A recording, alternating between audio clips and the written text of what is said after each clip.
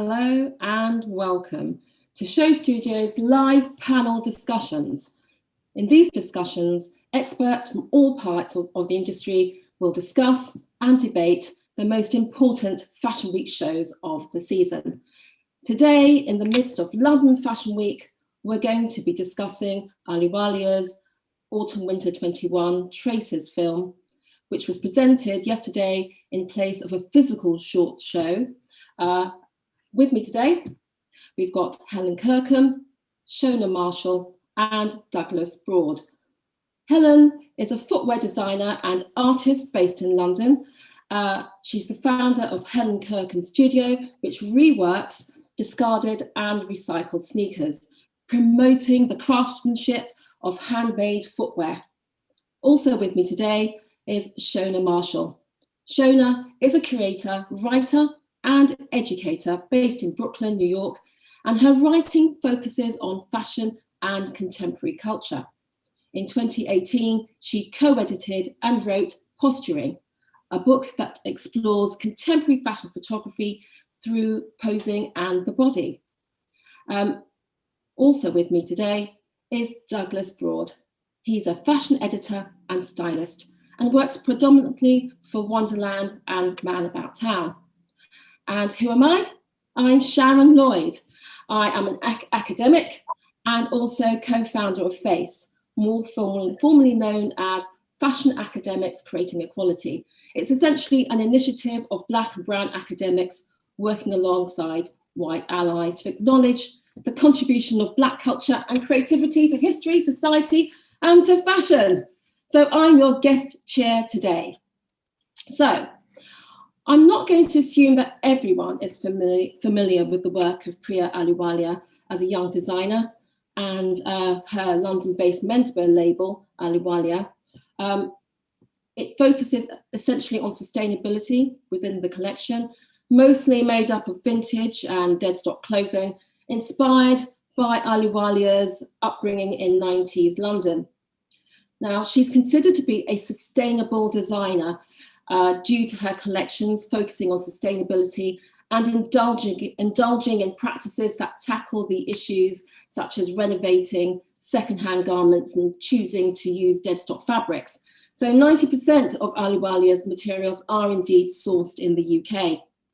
So I'm going to turn to the panel, and I would like to hear your thoughts on what Ahluwalia has done to the brand so far, and what your expectations were for this show, bearing in mind that film has been the go-to response for many brands presenting their collections in response to the current pandemic. So I'm going to go first of all to Shona. Thank you. So I wasn't myself particularly familiar with Ahluwalia's work, so it was exciting to explore it.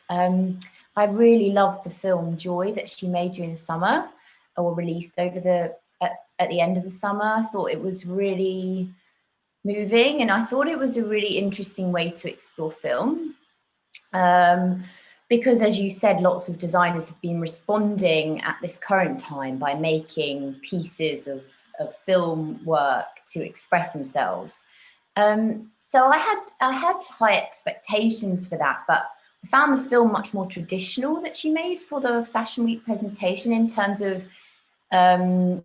it almost aped a sort of fashion show in many ways. It was kind of showing the clothes, whereas the Joy film was more narrative, and I personally preferred that.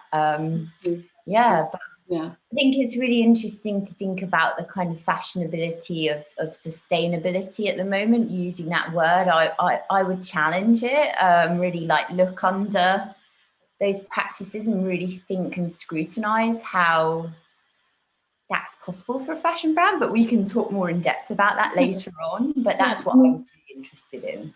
It is really about unpicking what that actually means. It's such a, I hate using that word, buzzword, but it really is. And we need to be picking up on what that really means for everybody. Helen, that's part of your remit, in a sense, within your own work. Definitely.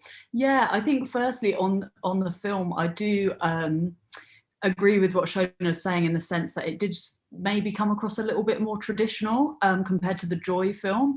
But I also felt that sort of had an understated confidence to the film. I felt like maybe whereas the Joy film was a little bit more descriptive and followed a narrative, this one almost didn't need the narrative. I felt like the collection now has like I don't know, had a real confidence to it, that it, you know, Ahluwalia now really knows what the brand is about and what it represents, and I think that was actually really powerful in the film. But yeah, about the sustainability point of view, I think it is, as you said, it's such a buzzword. In my personal practice, I actually try and avoid coining myself as a sustainable designer, and rather just say what I do. So, you know, I make sneakers from old sneakers, that's what I do. Yeah. And then I allow people to understand that however they want, but I don't like to say, you know, put the word sustainability in people's mouths. So I do think that that is really important, especially in this sort of world that we're in now. But I think similarly with Ahluwalia, the collection, because we're a lot of small London brands, we're very organic, we can move around and we can adapt very quickly.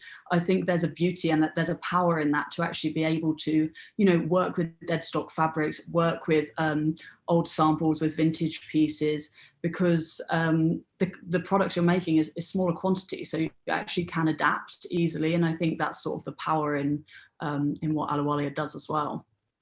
Well, that's really interesting about this adaptability, and I think that we'll go on, we'll talk about that later, but I just think that it was really interesting that she was very clear about where her materials are sourced from. 90% of them are indeed from the UK. So I think that when we're talking about the nuances of sustainability, I mean, there is the danger that so many designers could use that framing within their collections and then get picked up on it at a later stage. It does become a very different narrative for them. So, Doug, as a stylist and as an editor, what was your impression of the film yesterday? I really liked the film. I felt as though we can see from Ahluwalia's previous collections that she's really found her direction, and she's found that style, and she's really settled into the Ahluwalia look, the Ahluwalia man, which is, you know, this very retro, elevated streetwear style that I think we are seeing quite a bit of at the moment as well within other designers. But I thought the video was really strong because it let the collection speak for itself. You know, there's a lot of small elements that I think would quite easily be overlooked if the video was too much, but we're able to see it really clearly. And it's that symbolism of like brotherhood and uniting all these different ancestral paths, which, you know, that's what the video traces is about. It's tracing the history of groups of people and how they come together to form something, and that's what Ahluwalia has always been about as a brand. So I thought this video did it really, really strongly through choreography, through the easiness of it in comparison to, you know, Joy, which was very narrative heavy. Mm-hmm. Well, I really felt that. I mean, I've watched it several times now, watched Traces several times. And what I think that it's done, it's really reinforced the central theme that inspired Ahluwalia's collection. That is the migration. That migration is a societal process, and it really leads to new ideas and new schools of thought. And so this is one of the things that I know, because I've had a chat with Shona before, that Shona has been really picked up on, this idea of the Harlem Renaissance being a really great example of migration. Yeah, I mean, I think it was it. I thought what she said in the press release, and going back to what I was saying about sort of sustainability, just to say, it's like, you know, when you read a press release and someone's using those terms, it can't help but think of it as kind of labeling and greenwashing. And it's unfortunate for certain designers because, as you said, Helen, like, you wouldn't define yourself as that, but perhaps if you were working with a press agency they might. And so this is interesting as well, like to think of the designer's perspective. But when I was reading the release from her, and they used a quote about her saying that she's not copying the silhouettes or the fashion historical references from the Harlem Renaissance, which was, you know, like, you know, Sharon, you can talk much more about this, but, you know, many Americans, Black Americans, moved from the South to the North, migrated, and they found this space of Harlem, which had been actually, I was, you know, researching. It's not my area of expertise, but just how it was actually a kind of neighborhood that had been overdeveloped and people hadn't moved in. So they kind of populated this space. It just became this kind of explosion of ideas, this kind of place to share and make and create. And what Ahluwalia said in the press release, which she was really thinking about that percolation of ideas, that celebration of identity and the way you kind of share. And, you know, even in her collaborating with, you know, filmmakers and poets and writers and that and the alike. And I think that's really interesting to me conceptually, rather than just saying, oh, I'm going to look at this hemline or some whatever, you know, it is. I really like that idea, and I don't know what you thought about it yourself, Sharon, as a, you know, academic. Well, I really thought that what was so interesting about the collection was that, I mean, she makes this reference to the Harlem Renaissance, and it was very timely. Very timely. I mean, when you think about how it came about, this migration, as you mentioned before, was really a result of the 1918 Spanish flu, and that caused this economic downturn, which is very similar to the inequalities that have cropped up due to COVID-19. And at that time, the world saw the emergence of a very political Black self-organization, which was the new Negro movement. That was in itself a cornerstone to the Harlem Renaissance. And I think that out of that, like now, what's happening is the creation of a culture of a much more outspoken advocacy for dignity and a refusal to submit quietly to discriminatory, racist, and oppressive practices, which we're seeing worldwide. So I think that what she's really picking up on is this empowerment of thousands of Black activists, and the fact that there has been this surge in Black radical socialism. So this is really unifying for everyone, but particularly within the creative industries, I'm finding, as I'm sort of looking across at what's happening. And I'm thinking that really that the BLM, Black Lives Matter movement last year, it really did establish this agency to fight racial injustices. And it's become a force to be reckoned with. And I think that's what she's really doing, is picking up on all of that. And I think that what it's really done, it's placed significant pressure on all of us to respond and not to sort of think it's a trend, the Black Square, don't even go there, and moving on. And also this idea that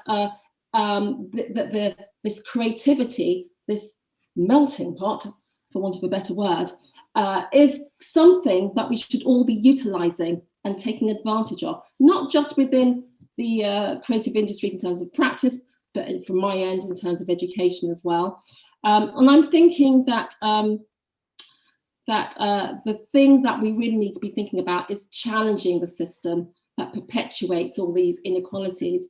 What we're finding is groups of young Black designers coming together, working together. My problem, however, is that they are seen as Black designers first and foremost, not designers. And I think that one of the things with this collection is that it's very beautiful. It has so many wonderful nuances within it, but I don't want her to be labelled as a Black designer first. So, Doug, from your perspective as a stylist, your understanding of there've been a group of fantastic Black designers, and I'm using the framework myself, coming into the industry. I mean, from your perspective, framing them within editorial, how is the industry seeing them? I think the industry is receiving them well. I think realistically, they are creating collections that come out that are so much stronger in terms of references and sort of pulling from different cultures and portraying that really well. I mean, it's also this combination of elements that I think design often was sort of missing or just ignoring, where, you know, we're seeing a lot of designers, Nicholas Daly, Wales Bonner, who are creating this gorgeous heightened streetwear, which is almost like I see it almost as like a two fingers to the industry, saying streetwear isn't just, you know, a thing that, you know, just because we're making it as Black designers, it doesn't mean it's streetwear, but it's almost appreciating that culture and then saying, but we can do it so much better and we can make it something so much more gorgeous. I mean, the Wales Bonner that we're seeing now, she's had like a few the Adidas collaborations, which I think similarly to Ahluwalia have the a very retro feel to them.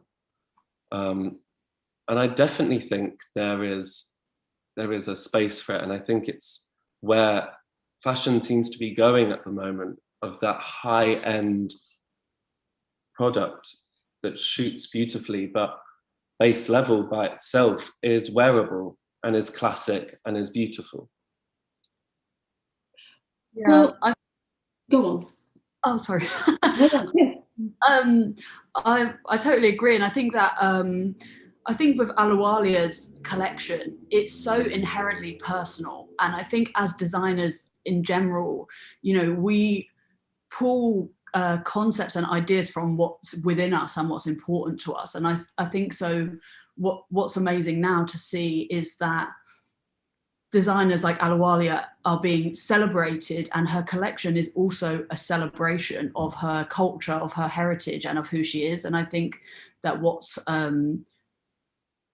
when you were saying about, you know, the reference of being seen as a Black designer, I think what's important is that designers are celebrating what they believe in, what they're passionate about, and their heritage, and that everybody comes on the journey and celebrates that with them. And I think that's what Ahluwalia does so well, that she brings you into her point of view and her ideas. And I think just going back to the film of Traces, you know, it felt cozy, it feels warm, it feels inviting, it feels like you're in a dusty jazz bar and you're in the culture with everyone. And I think that way of creating products and creating artwork is the best way to bring everyone on board and for everybody to see the beauty of all these different cultures and all the designers that you know we can celebrate now.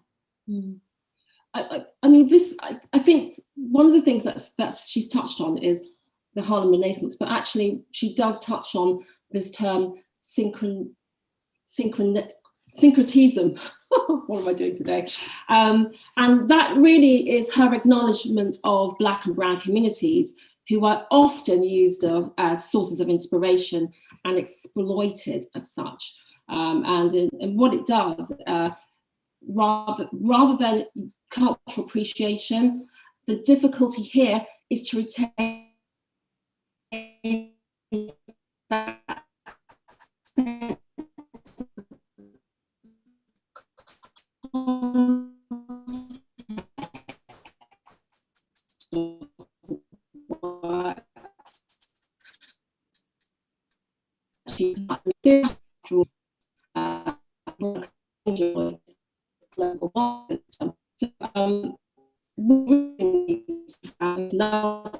discussion altogether as big.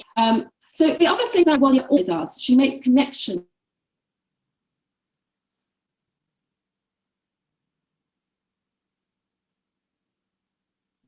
I'm back.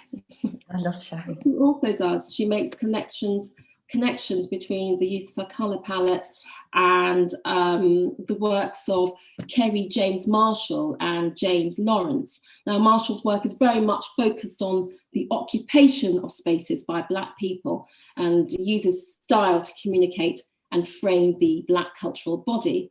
I think that there are nuances that sometimes, as I said before, gets lost in the reimagination of what Black style is. You know, Shona, in terms of sort of understanding those nuances, because you've talked about bodies and the performed bodies within your own book, Posturing, where do you think that those nuances are? I feel like this is a very challenging conversation. I'm going to express my positionality as a white woman. I think it's really important. I feel I would feel incredibly inappropriate talking on behalf of someone else. So I want to say that. I also live in America. So I think there's a great difference in the social justice movements that have been happening in America versus around the world. It is a very different story here. It's a very different conversation. Race is the lens through which you should see everything in many ways in this country. And so I've been doing a lot of work to to educate myself on these matters. I grew up in England. I had an embarrassingly low knowledge on things like bias, and I've been doing a lot of work on that. And so I want to really state that. And so when I'm talking about posturing, I would never make that book today. It was a product of something that was fashionable at the time. It's you know, and I think it was a product of that. It was about looking at contemporary fashion photography. In that moment, it was about posing the body. The majority of bodies in that are and not to be judgmental on bodies at all, but they're majority and white and very, very thin. And so if you look at that book and you open it up, thinking about these things that we're talking about now, I don't think they really represent much beyond the sphere of fashion, which is incredibly elitist by its very formation. It's something that says, look, this is what you should be, please buy this. You know, that's the function of it. It's selling something, selling fantasies, it's selling body ideals, makeup, clothes, you know. And so I think it's interesting to think about what fashion is as a definition. It's been something I've been doing a lot lately. You know, here we're talking about clothes, aren't we? We're talking about the designer's clothes, her vision. But you've got all these other things that come into play that, you know, Doug was just touching upon, you know, styling them, shooting them on another body. You've got a photographer who's then having their image come into play. You've got the hair and makeup on set. You've then got the person who edits the shoot and picks the images, that's a whole nother set of kind of taste, being very subjective. And I think fashion at the moment is in a really, it's in a bind. It's in a very difficult time because it cannot be fashionable. It cannot get in this conversation because the way it has been built up to this date has not had the nuances of conversations that you're talking about, Sharon. It really hasn't. And I think it's a difficult time for fashion, really, because I think when you talk about Ahluwalia and her background, I don't share that. So it's, you know, I think if I can't judge. It's not for me to judge. And I think that's what I think this time is about, is just standing back and letting other voices come forward to tell their story in the way that they want to tell it with their collaborators. Yeah. Well, I think it's really interesting that she has, that the way our perceiving, we're having this discussion, not from seeing a catwalk collection, not from viewing one of her wonderful books, but actually from viewing a film. and the fact that it is a performed body that we're seeing, and a performed masculine body as well. I thought that was incredibly powerful, and the fact that it had to be choreographed in response to the collection, I thought that was really interesting. And I think that by sort of the way that the camera pans across and moves and gives you different ways of looking at the body, where it's very still or whether it's a movement, really does give you a wonderful narrative to go on with, because this really is part of this larger story, I think, that she's telling about her work and about her perspective. And I think that, you know, when we mention the space that it's in, for me, it does make me think it's almost, I mean, I'm just thinking about the lighting and the patterns in the background. You know, it makes me think of many of the mosques that I've visited across the world, and making me think about that architecture. And it's really placing the framing the Black body in a very different space suddenly, which I think is interesting. I'm just going to move across, and I'm going to move across from the film, from the space, and I'm going to be talking about materials now. Helen, you know, your specialism is focusing on materials sourced from landfills to create discarded sneakers, and it's a made-to-order service, which I think is really interesting, and I think it's really indicative of the fact that you're providing a more sustainable alternative.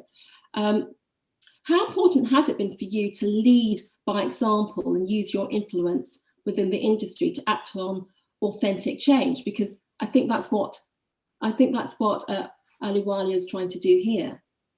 Definitely, and I think that idea of authentic change is something that is, it can be really challenging for a young designer. And I think, especially when people place you in that position, and you haven't necessarily chosen to be there, I think it can be a struggle. But I do think that similarly, you know, to Ahluwalia, using dead stock materials, using end-of-line fabrics, old samples, vintage, I think those things are so powerful to be able to use those materials. And for me, my work is always about the process of wearing and the process of making. And I think that Ahluwalia has a similar point of view. It's her work is extremely tactile. It brings you in to, you know, you want to feel it, you want to touch it. And I think that it is something that obviously, especially now where we're looking at everything through a screen and in this digital age, you do feel a sense of longing to be able to actually, you know, feel those materials. You know, she's working with wools and corduroy and those sort of materials that have such a tangible feeling to them. And it's so I think that that's important. But yeah, I think working with dead stock is definitely a challenge. It's not the easiest way to do things because you're presented with a material that already exists. So you have to then see how you can incorporate that into your point of view and into your way of working. But for me, I find that's the beauty of it, because then it allows you to bring in something that maybe you weren't necessarily expecting, or to contrast those textures or those colorways, which I think, again, as we were saying earlier, in with the colors of Ahluwalia's collection, she does that so well. You know, those contrasting those colors, bringing those desaturated hues together, and referencing those artists as well. You get those really rich tones that it feels like a painting almost. I think a lot of her work, you know, and especially this collection, the juxtaposition of the colors, and yeah, it feels extremely rich. And I think that that's something that I personally always think that you can get from recycled materials. They tell a story that new materials just don't tell. Doug, I mean, this idea of telling a story through the materiality of the collections, is that something that you've focused on within your work? I think in a different way, maybe unintentionally. You know, you choose fabrics for how they're going to look in comparison to other things. You know, the depth of color, the colors working with one another. So yeah, potentially, but I don't think it's ever been something that has been my sole purpose within styling. I think, you know, with Ahluwalia, her fabric choices, I would say personally, I think have become stronger and stronger season to season. I think the patchwork element has become really, really beautifully done. We see old collections where it's very, you know, patchwork heavy, lots and lots of different, like here we're seeing Spring Summer 19. I think this was her graduate collection, was it? Or just after? But this, you know, very heavy in a way that almost, I think, sometimes then puts designers who deem themselves as sustainable into this sort of block of, oh, well, you'll be creating stuff that looks like this then. Yeah. Does that make sense? No, it makes perfect sense. It makes perfect sense. I mean, because I mean, there's dare I say it, you know, there's this fear of being predictable with how you are going to approach the materials that makes the younger designers so exciting, I think, when we're approaching collections at the moment. Shona, I know that you've been working on a research project about fashion and sustainability for the last 6 months. And I know that you've been questioning the press releases that have been put out there around the use of PET textiles and secondhand fabrics in the collection. I think that what I want to really bring you on board about is how you think it's important to have this very honest approach as we go forward. What you're asking me, how we be honest, or sorry? Yeah, I think it's really hard because I think fashion is a game of smoke and mirrors. So it's a lot of listen, let's be really honest, and I want to express to you, you know, I'm becoming increasingly anti-fashion, you know, in its construction. And I was curator at Somerset House for 5 years, and I think of myself now very much as a mythologizer. I would stage these huge exhibitions, which are really at the very myth-making stage of fashion. You know, they cement it within history. They say it's an art form. You know, we did a show there once about Valentino, master of couture, you know, the language that you use. So I've been really thinking and reflecting during this research project where every 2 weeks I interview a different person and it goes out as a newsletter. And it's really, I was interested in the beginning with this project, just to give a bit of context, because I realized that sustainability, I don't think that word's appropriate, but we all understand the warped meaning of it. So we'll use it here for this purpose. But you know, I was interested because it was becoming more fashionable. Greta Thunberg started protesting, then she was on the cover of ID, and David Attenborough launched Blue Planet 2, which was the most watched program in 2017 in the UK, you know, and he was saying, you know, plastics, so people stopped using straws and they were worrying about plastics and turtles. And so I kind of was intrigued by this, and this was off the back of posturing, and I thought, you know, there's something going on here. This has been fashionable before. It was very fashionable in the 90s. You know, you had designers like Zuli Bear and Margiela using vintage and secondhand, trawling like flea markets for stuff, cutting them up. Zuli Bear's a great example, still working today. And I think, you know, he was profiled in New York Times, Prince of Pieces, huge profile in New York Times in 93, I think.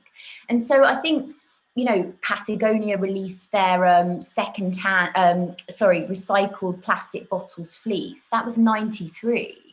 So these are not things that have just happened. These aren't new. They've just become fashionable again. So because of my work and how I investigate things, I thought I'm going to dive into this and see what I find out. And The Guardian released a piece in May 2019 saying we're changing the language we use to talk about the climate crisis. We're not calling it climate change, we're calling it crisis. We won't call it global warming, call it global heating. And so I thought, how can fashion start to reframe its language, both visually and written, to talk about these things? Because it's got a real problem. Because it's saying, oh, this is sustainable, but actually, is it? And like, every single fashion designer isn't sustainable currently. And they all say that themselves. You know, they say, I'm not. Like, you know, take something like Colleen Estrada. Because it's really nigh impossible to grow GDP-wise and be also regenerative. And so you've got a question mark here, because I'd really like to ask of the group, like, Ahluwalia's future. What does she see? Or maybe, you know, talk Helen about your own work would be really interesting. Because if you are to become a huge brand, making an incredibly large amount of money and being really successful capitalist, I don't think you can really keep making work that's sustainable. I don't think those things have proven to not really go hand in hand. You have to make compromises and decisions to grow your business financially. And so I think it's really interesting to think about how fashion can begin to be a bit more honest about these things. And at this moment in time, being very small, Ahluwalia probably is, and, you know, saying about, Helen saying earlier about being very nimble, you know, you can be very nimble, but it's as you get bigger and you start to make decisions that you have to think, how can I make, truly, if I'm using dead stock and second hands, how can I make X amount of samples to sell all over the world? You know, how can I make those? You probably can't, can you? I don't know. Because where would you find all the materials, and then where would you make them? Would you make them locally? That's quite expensive. So where's your margins at? You know, it's challenging. And so I'm really interested now how people start to re-envisage the way you grow as a fashion designer. So if you are really a young emerging designer and you're coming out and these are really at the core of your business and everything you do, the question's really more about what's next for you. What's 5 years' time? What's 10 years? Because I think, you know, you look back to the 2000s, the dream was to be bought by one of the big conglomerates. I don't think, maybe that's a dream for some designers now, but I don't think that's so much the dream. I think that's changed. I really think that dream has moved on. I think it's about being artisanal. It's about being self-sufficient, creative, special because of it.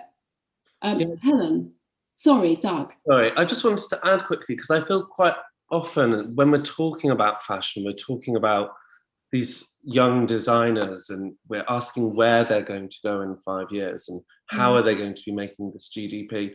We're almost completely diluting the fact that for them, this, whilst yes, it obviously is a business venture, it's also about the art of it and creating something like, you know, the Video Traces, that whole collection that speaks of an experience in its own way. And I feel like quite often which is going to happen anyway because we live in a capitalist society, but we monetize on that. But at its core, there is still an art to it, and there is that beauty in it. And I think often in conversations like this, we get so caught up in how to stay sustainable and how to stay relevant that we then forget that these are people putting out their work and putting out their experience through that work. Yeah. Helen? Yeah, I definitely think, I mean, obviously I can't speak on behalf of Priya, I don't know her goals, but personally, I think that exactly as you said, to be bought by a conglomerate is just, from my personal experience, that is just not the dream anymore. I don't think that is the purpose of what I'm trying to do, or what I think a lot of like smaller designers are trying to do. I think, as Doug said, you know, it is about, of course, putting your perspective out there, putting a point of view out there, but it's also about showcasing a different way of working. I don't think the goal is to be massive. The goal isn't to be necessarily global and to be known all around the world and to be appreciated all around the world. The goal is to make a conceived effort to change people's mindsets, people's point of view, get your point of view out there, to showcase a way of working that is completely different to what we expect in fashion. And I think for a lot of us young designers, that's what makes it so difficult, because there's this system that we're surrounded by of, you know, people are expecting us to want to be massive, to want to grow, to want to be bought.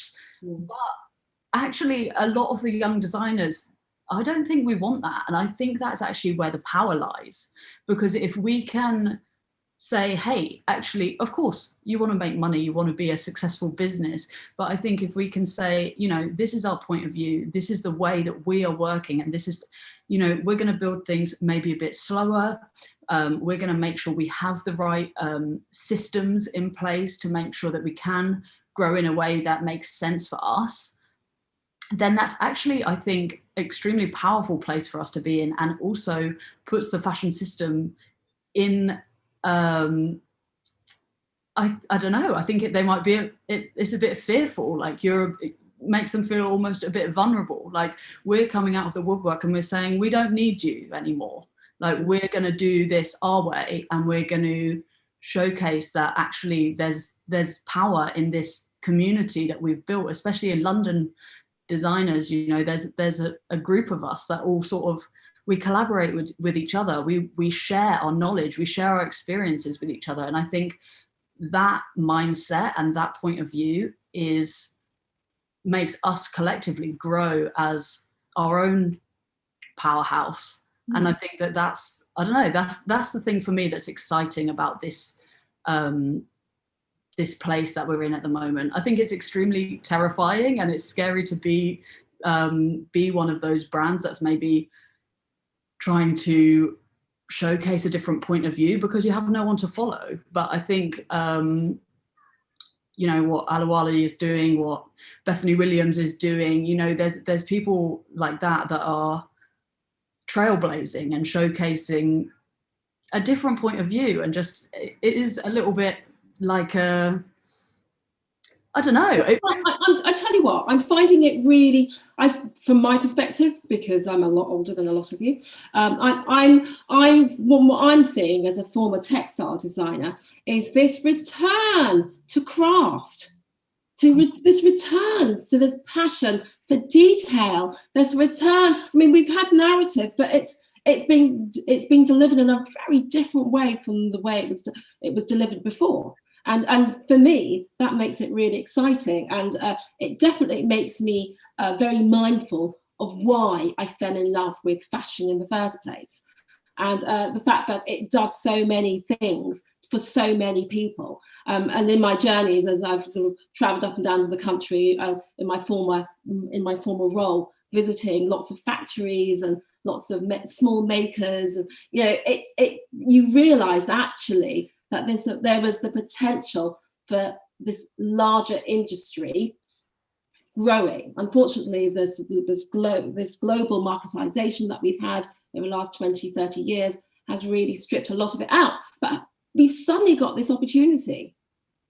Definitely. And I think, sorry, I was just going to say, I think also the value of craft goes hand in hand with this idea of not wanting to be such a ginormous business, you know, to showcase craft, to showcase, you know, not to just churn out products for the sake of making products, but to make products for the sake of valuing and celebrating the materiality of them. I think that is where we're finding things are coming back to. And I think, especially from my perspective, you know, my work is always extremely tactile. I want people to touch it. I want people to feel it. And I think that probably because of this year as well, you know, everything's been reduced to a flat screen, that we're craving that tangibility of products. And I think that yeah, it's an exciting moment, I think.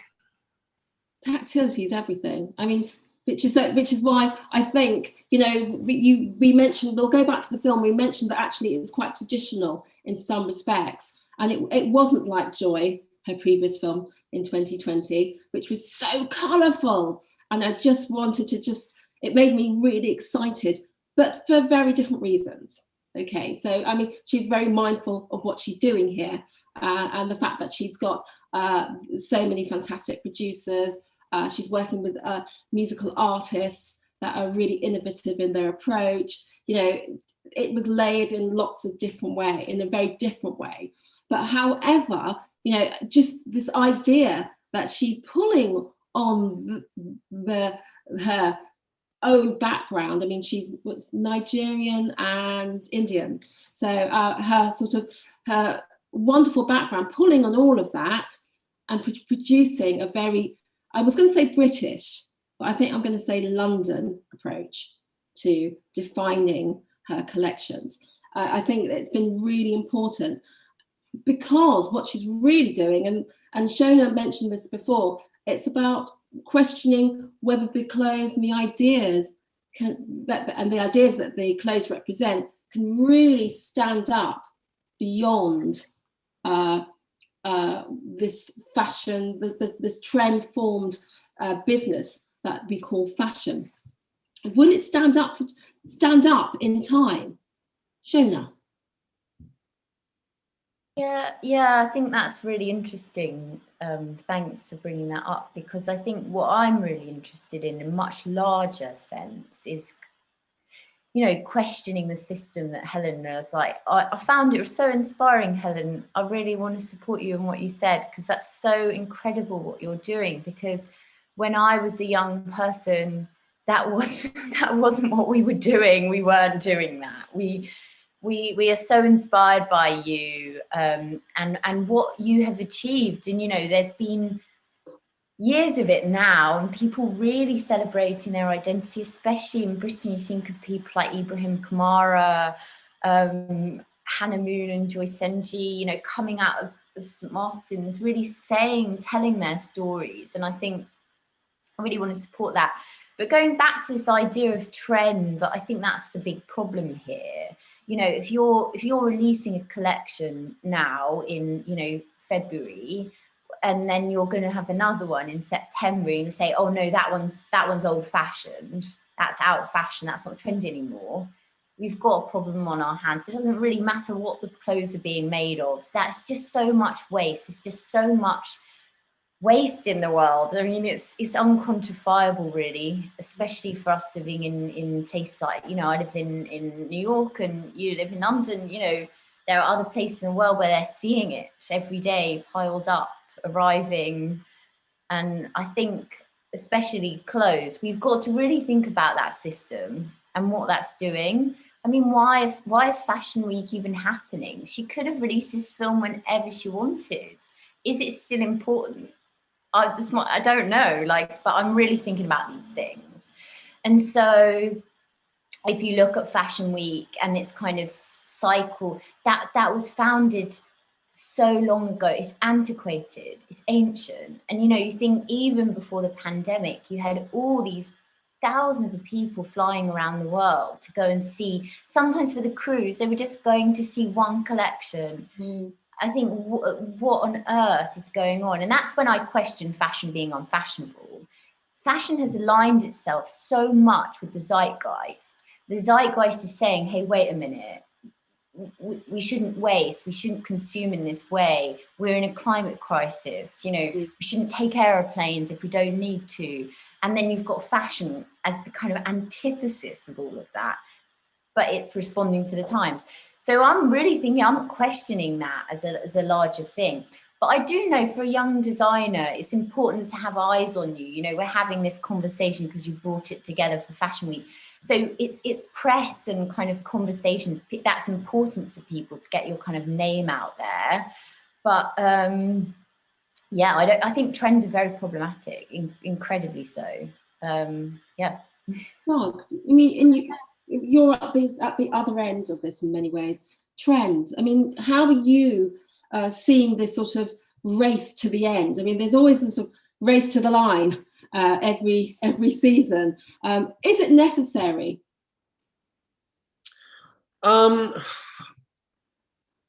No, I think the difficulty is that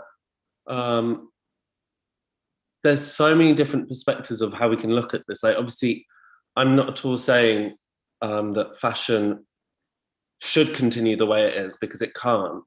But I think maybe you can argue that at times there's a slight difference between the trends of fast fashion compared to the trends of high-end designer, where, you know, I believe in, if you're buying something for yourself, that it lasts, and it's about being able to rework and restyle something season after season, even if it is, you know, 2 years, even just 6 months old. But I think, you know, obviously there will always be that difficulty of the elitism of fashion, where it's, you know, we've got what's hot. But I think slowly we're starting to see some brands just, you know, take a step back and say, we can't keep up. And I think that goes back to what Helen was saying as well, which is that we don't want to be bought by big conglomerates or work to your timetables, because it's not catering for us. You know, it's catering for LVMH brands and everything that can have thousands and thousands pumped into them to create collections time after time. But I think, you know, especially now with the way Fashion Week's going, with, especially in London, with it now being gender neutral, you know, the two of them mixing together, I think slowly, post-COVID even, I think we will have a lot of brands that are still saying, I don't need to do a show. I don't need to sit down, all these people, have you all travel here, when I could just pull out something gorgeous like Traces, which is far more, you know, far more sustainable within itself, because it's just, like you were saying, Shona, people aren't flying across the globe. Because I completely agree with the whole, especially when it comes to cruise season, why, you know, a group of people being flown to Morocco to then be flown to somewhere else, to then fly somewhere else, just for the sake of what, 6 shows? It seems ridiculous. So I think I definitely went off tangent from your question. No, it's fine. I mean, I was thinking as we were talking, I mean, you know, it goes back to what Shona was saying about changing our language.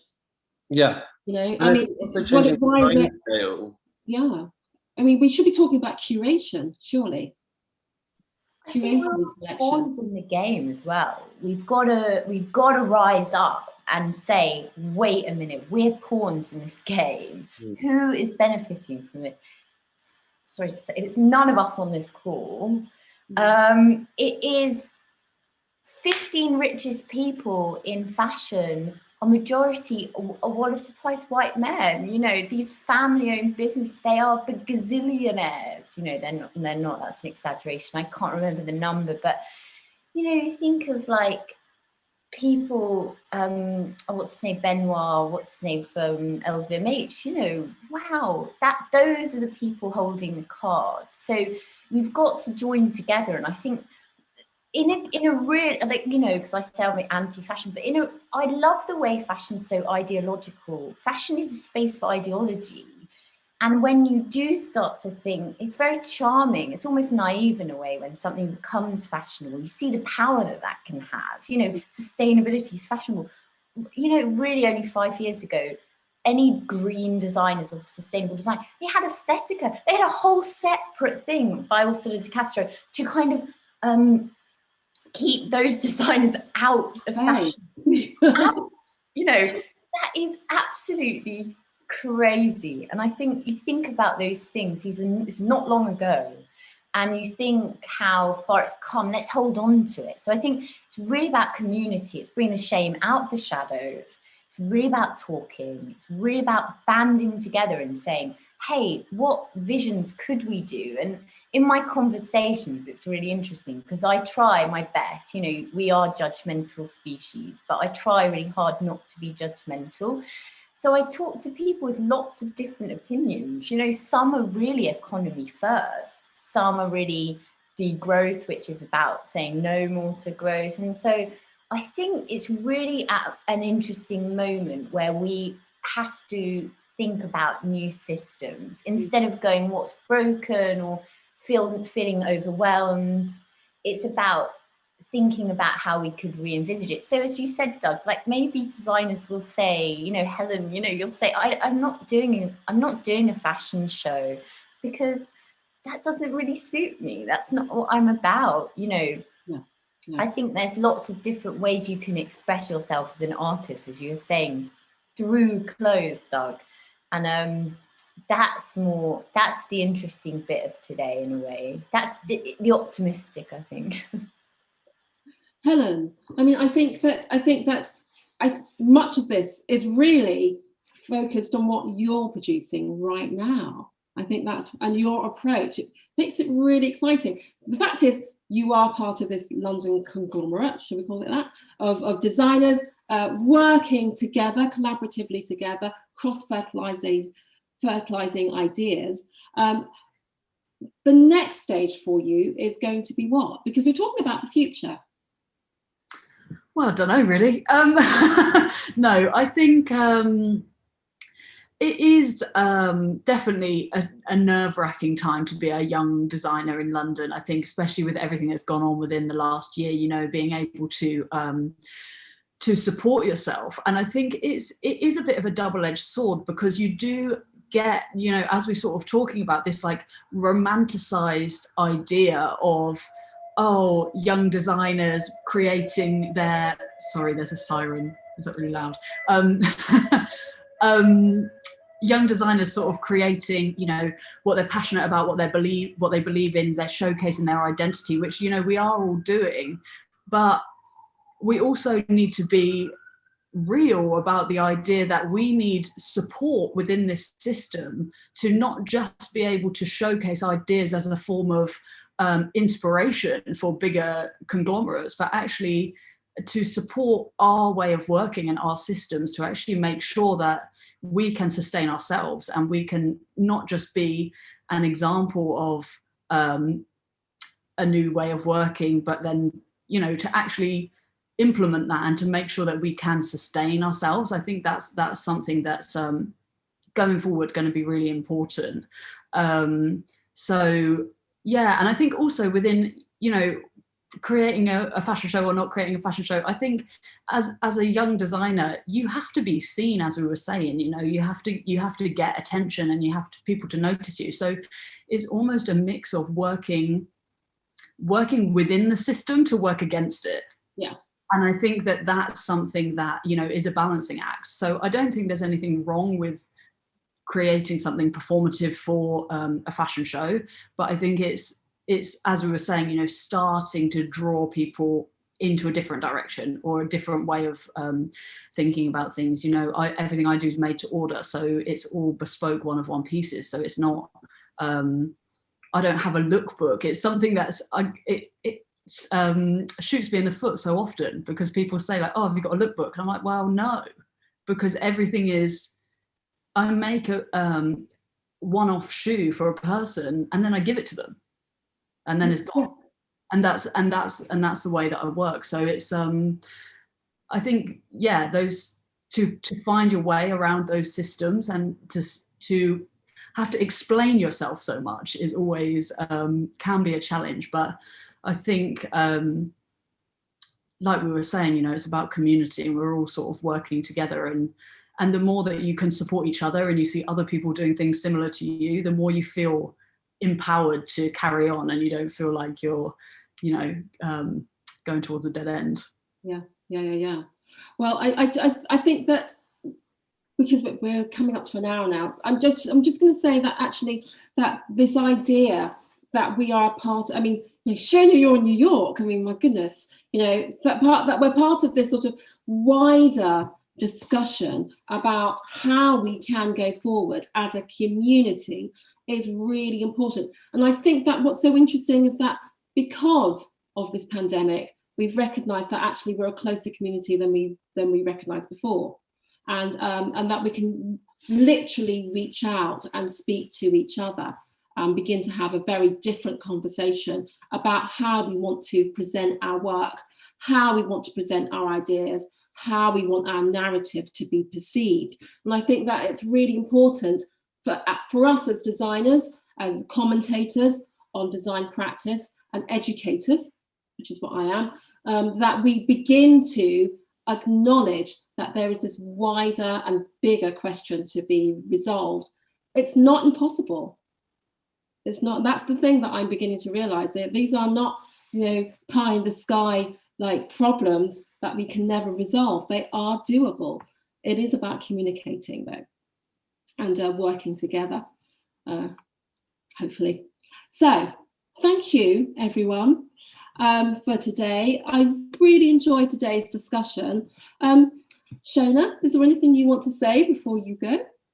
No, just thank you, Sharon. It's great to meet you all, and I found a really, really engaging discussion, and it's really exciting to be able to talk to different people, such as yourselves, that I haven't had a chance to for a while. So thanks for that. Yeah. No, really enjoyed it today.